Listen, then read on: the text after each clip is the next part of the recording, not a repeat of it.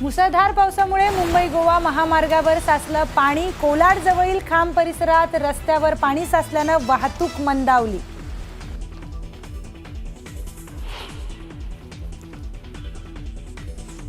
संगमेश्वर तालुक्याला पावसाने झोडपलं। डिंगणी रोड आणि कसबा रोडवर पाणीच पाणी, वाहतूक ठप्प।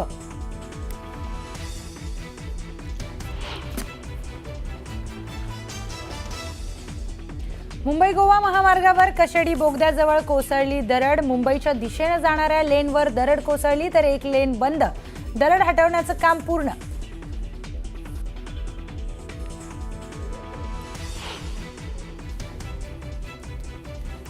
रायगड जिल्ह्यातील म्हसळा तालुक्याला पावसाने झोडपलं। दोरजे गावाला जोडणारा पूल पाण्याखाली तर म्हसळा दिघी मार्गावरही साचलं पाणी।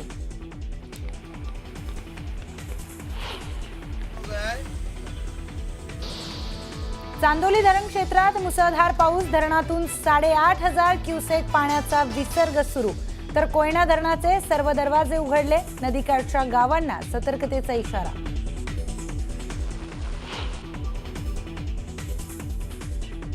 सिंधुदुर्गच्या अंबोली घाट परिसरात जोरदार पाऊस। डोंगरातून कोसळणारे धबधबे वेधून घेतायत पर्यटकांचं लक्ष।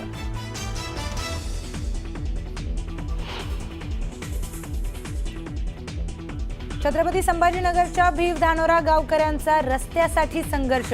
शिक्षणासाठी विद्यार्थ्यांचा तराफ्यावरून जीवघेणा प्रवास। 100 कुटुंब अडचणीत।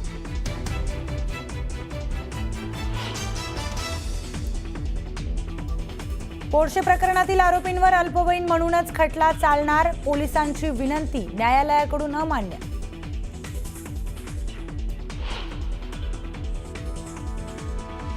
मीरा भाईंदर महापालिकेच्या कचरा डबा खरेदीवरून नवा वाद। साध्या स्टेनलेस स्टीलच्या डब्याची किंमत लावली 66,000।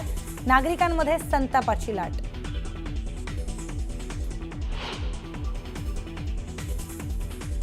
म्हाडाच्या कोकण मंडळाची लॉटरी वादात। अत्यल्प उत्पन्न गटात आमदारांसाठी 9,50,000मध्ये घर मिळत असल्यानं वाद।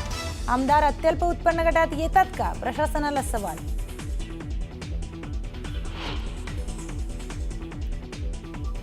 बॉम्बे स्टॉक एक्सचेंजला बॉम्बने उडवण्याची धमकी। बीएसईच्या संकेतस्थळावर धमकीचा मेल।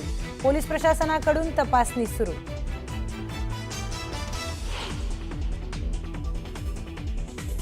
मुंबईच्या बीकेसीमध्ये सुरू झालं टेस्ला कंपनीचं वाहनांचं शोरूम। मुख्यमंत्री फडणवीसांच्या हस्ते शोरूमचं उद्घाटन।